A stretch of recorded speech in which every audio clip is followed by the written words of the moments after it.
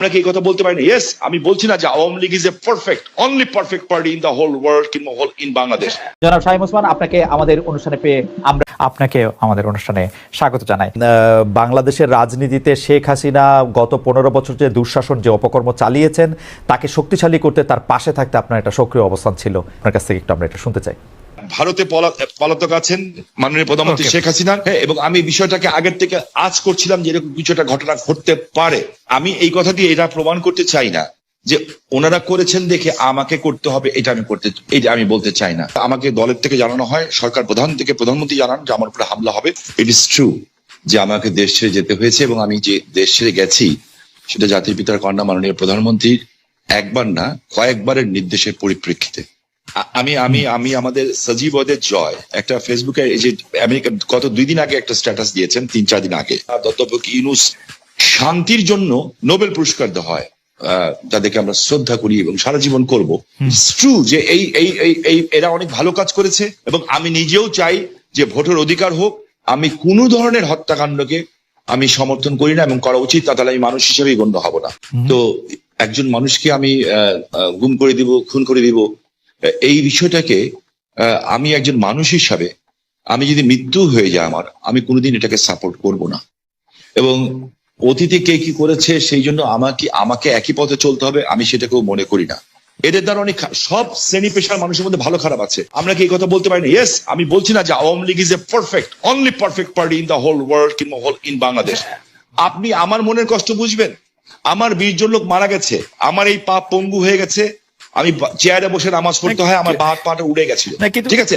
সেইখানে আমার সরকারের ক্ষমতার সময় না যে চার্জশিট দেওয়া হয়েছে, সেই চার্জশিটে আমি যে সাক্ষ্য দিয়েছি, সিআইডির যে অ্যাডিশনাল এসপি, সে আমার সাক্ষী বদলি দিয়েছে। আপনি নিজেও লয়ার ছাত্র, আমিও লয়ার ছাত্র, আমি বলেছি this is not my witness. আমি চাই না যে একটা ছাত্র সারা বছর লেখাপড়া করলো, সেও পরীক্ষায় পাশ করলো, আরেকজন পড়ালেখা করলো না, সেও পাশ করলো, এটা আমি চাই না।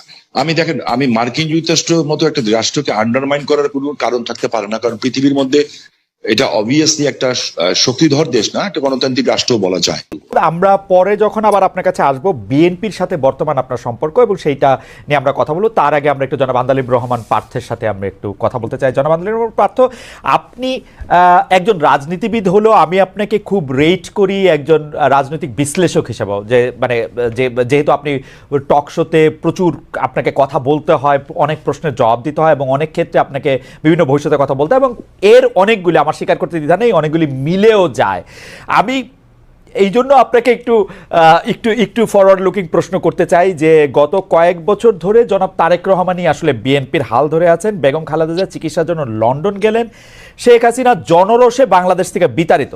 রাজনীতির এই পরিবর্তনটা আপনি আসলে কিভাবে দেখছেন? নতুন নেতৃত্বে নতুন রাজনীতির সূচনা কি হতে চলেছে? বিশেষ করে 90-এর পর যদি আমরা আওয়ামী লীগ ও বিএনপির শাসনকাল যদি বিশ্লেষণ করি, সরকারে বা ক্ষমতায় এলে মানে এটা একটা, এই প্রশ্ন বারবার হচ্ছে যে তারা যে গণতান্ত্রিক থাকবেন, কর্তৃত্ববাদী হবেন না, সেরকম কি মনে হচ্ছে? মানে এই নেতৃত্বে যারা আছেন, এটা তো অবশ্যই ঠিক, জনাব তারেক রহমানই আসলে 20-22 বছর ধরে অন্ততপক্ষে দলের ডেপুটির হালটি ধরে আছেন, কিন্তু মানে এই নেতৃত্বের ক্ষেত্রে কি কোনো পরিবর্তন আসছে? ব্যক্তি মানুষ না, আদর্শের, দৃষ্টিভঙ্গির আপনি কিভাবে দেখছেন? একটু। আপনাকে ধন্যবাদ খালেদ, আপনি তো অনেক ওয়াইড একটা প্রশ্ন করেছেন আমাকে। আমি একটু ব্যাকগ্রাউন্ডে যাব। দেখুন, আপনি সমষ্টিগতভাবে যদি বাংলাদেশের রাজনীতির অবস্থা দেখেন, গত 17 বছরে যে একটা ভীতির সংস্কার, ভীতির একটা সংস্কৃতি আমাদের রাজনীতিতে ছিল, যার কারণে 17 বছর কিংবা 20 বছরে ভালো মানুষগুলি রাজনীতি থেকে দূরে সরে যায়। এই কারণে অফকোর্স একটা ভ্যাকুয়াম সৃষ্টি হয় রাজনীতিতে, কারণ 17 বছর আপনি জানেন যে কোনো রাজনীতি করতে গেলেই একটা গুম খুনের একটা ধারণা ছিল, বা মানুষ রাজনীতিবিদদের উপরে কেন জানি বলবো না, মানুষের যথেষ্ট রিজন ছিল রাজনীতিবিদদের থেকে দূরে সরে যাওয়া। এবং বলে না যে জোকাররা যখন পার্লামেন্টে যায়, তখন জোকাররা মেম্বার অফ পার্লামেন্ট হয় না, পার্লামেন্টটা সার্কাস হয়ে যায়। গত 3টা বছর 3টা টার্ম অনেকটা এরকমই একটা অবস্থান ছিল। তো এ কারণে আর তারেক রহমান সাহেবকে নিয়ে আপনি যে কথাটা বললেন, উনি গত 10, 12, 15 বছরে যেভাবে বিএনপিকে বিদেশে বসে যেভাবে নেতৃত্ব দিয়েছেন এবং নিচ থেকে ওপর পর্যন্ত, সত্যি কথা বলতে উনি আওয়ামী লীগের মাথা খারাপ করে দিয়েছেন। যে বাইরে থেকে সাংগঠনিকভাবে উনার যেই নেতৃত্ব ছিল, ন্যাচুরালি বিএনপি ভাঙতে পারেনি, বিএনপি পথচ্যুত হয়নি বা অন্যদিকে যায়নি।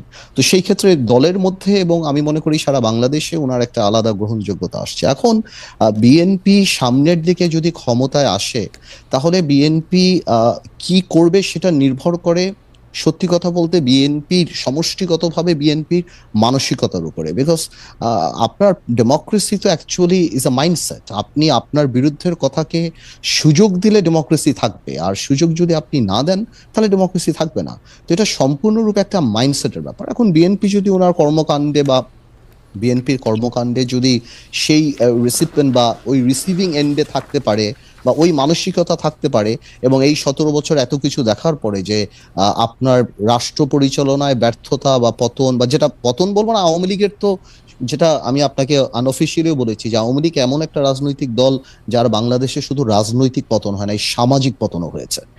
যে এই ধরনের সামাজিক পতন আগে হয়নি, বিকজ আওয়ামী লীগের অবস্থানটা, আওয়ামী লীগের অ্যাট্রসিটিটা, আওয়ামী লীগের দুর্নীতি বা সবকিছু একটা হাউস ওয়াইফের কাছে, একটা সাধারণ শিশুর কাছেও চলে গিয়েছিল, এবং এই লাস্টে যে এই গণহত্যাগুলি। তো আমি সেটাই বলবো যে এখন তো আর নির্দিষ্ট শত্রু লাগবে না আমাদের পতনের জন্য। আমরা যদি আওয়ামী লীগ থেকে শিক্ষা না নেই, আমরা যদি ডেমোক্রেসি প্র্যাকটিস না করি, তাহলে অদৃশ্য শত্রু আমাদেরকে সেটা করে দিতে পারে।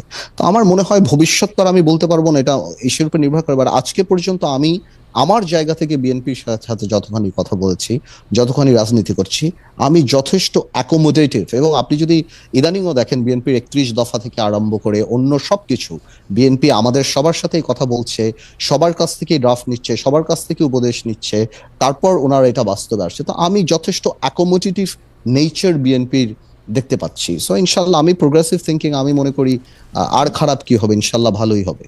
এখনকার গুম খুন নিয়ে আপনি আসলে কি বলবেন? যে সরকারের জায়গা থেকে এটি বারবার অস্বীকার করা হচ্ছে, কিন্তু এটি একটি বাস্তবতা। এই বাস্তবতাকে শামীম ওসমান কিভাবে দেখে, আমাদের যদি খুব সংক্ষেপে একটু বলতেন। আমি আপনাকে একটা জিনিস স্পেসিফিক্যালি বলতে চাই খুব পরিষ্কার ভাবে। আমি একজন হিউম্যান বিং হিসাবে আমি কোনো ধরনের হত্যাকাণ্ডকে আমি সমর্থন করি না, এবং করা উচিত না, তাহলে আমি মানুষ হিসেবেই গণ্য হব না। আমরা কোনো খারাপ জিনিসকে আমরা আশা করি না। আমার যে বক্তব্যটা হচ্ছে, আমি কোনো কিছু গোপন করে কথা বলতে শিখি নেই, কারণ আমি সাদাকে সাদা বলার, কালাকে কালো বলার। বাট আমার তার আগে আপনার মাধ্যমে খালেদ ভাই, আমি কালকে বাঁচবো না জানি না, আপনি একটা ভালো জায়গায় আছেন, জার্মানি একটা ডয়েচ টেলিভিশনের সাথে আছেন। আমি আপনার কাছে অ্যাপিল করছি, রিকোয়েস্ট করছি, যদি অ্যাম্বাসাডারদের সাথে কথা বলতে পারি, কিংবা বিদেশে যেয়ে যদি বড় বড় মন্ত্রী মিনিস্টারের সাথে কথা বলতে পারি, আমি কিছু অভিযোগ দিব। নারায়ণগঞ্জে 7 মার্ডার হলো, আমি কিন্তু উইদিন 45 মিনিটসের মধ্যে, 45 মিনিটের মধ্যে দেশের সর্বোচ্চ জায়গায় আমি এই খবরটা পৌঁছেই দেই, কারণ আমার কাছে খবর এসেছিল যে এই ঘটনা র্যাব দ্বারা সংঘটিত হয়েছে, র্যাবের কিছু মানুষ দ্বারা সংঘটিত হয়েছে, এই মেজর আরিফ সহ এরকম যারা আছে। বিকজ তারা ডিস্ট্র্যাক্ট হয়ে গেছিল, যেহেতু আমি এলাকার মানুষ, আমাকে সবকিছু খবর রাখতে হয়, এবং আমি স্বরাষ্ট্রমন্ত্রী মহোদয়কেও জানিয়েছিলাম বিষয়টা, যে something is going on, but এত বড় দুর্ঘটনা হবে এটা আমি বুঝতে পারিনি। কিন্তু দেখেন, যখন এই ঘটনা ঘটলো, আমি কিন্তু আমার ভয়েস রেজ করেছি, এবং এই জন্য আমার জীবনের শঙ্কা ছিল। জনাব শামীম ওসমান, আপনার নিশ্চয়ই মনে আছে একরামুল বলে চট্টগ্রামের একজন কাউন্সিলর, তার মেয়ে যখন বলছিল বাবা তুমি কান্না করছো যে, এবং তারপরে যখন তাকে গুলি করে হত্যা শব্দ আমরা শুনলাম, সেই সময়ের মধ্যে কিন্তু আমরা অনেকেই বলছিলাম যে এইখানেই এটি শেষ হওয়া উচিত, কিন্তু এটি আসলে শেষ হয় নাই। জনাব শামীম ওসমান। জি, আমি আপনার সাথে 100% একমত। একজন মানুষকে আমি গুম করে দিব, খুন করে দিব, এই বিষয়টাকে আমি একজন মানুষ হিসাবে, আমি যদি মৃত্যু হয়ে যায় আমার, আমি কোনোদিন এটাকে সাপোর্ট করব না। এটার চেয়েও বড় সত্য হচ্ছে, এত বড় বড় উচ্চ পদস্থধারীরা এখনো কিন্তু জেলখানায় আছেন। যেমন বিএনপির নেতা সালাউদ্দিন সাহেব, ওনাকে গুম করা হয়েছে, খুন করা হয়েছে বলা হলো, ঠিক আছে। তো বিএনপি নেতা সালাউদ্দিন সাহেবকে তো পাওয়া গেল ভারতে। আমার চোখের সামনে যখন নারায়ণগঞ্জে একটা পরিবার আগুন দিয়ে বাসে পুড়িয়ে মেরে ফেলা হলো, আমার চোখের সামনে নারায়ণগঞ্জের যাত্রাবাড়িতে বাসে শুয়েছিল ড্রাইভার আর কন্ট্রাক্টর, তাকে আগুন দিয়ে পুড়িয়ে মারে হলো, ওস্তাদকে মাথা দিয়ে যে কন্ট্রাক্টর পুড়িয়ে মারলো, 85 জন মানুষকে পুড়িয়ে ছাই করে দেওয়া হলো, এটার নাম রাজনীতি? আর তাদের বিচার হলো না কেন? যারা আগুন সন্ত্রাস করলো এই দেশে, যারা পুলিশকে পুড়িয়ে মারলো, সাংবাদিককে পুড়িয়ে মারলো, কিন্তু- জজ করে বোম মারলো এবং বিভিন্ন স্কুল সেন্টার কিন্তু উড়িয়ে সাহেব দিল, ভাই,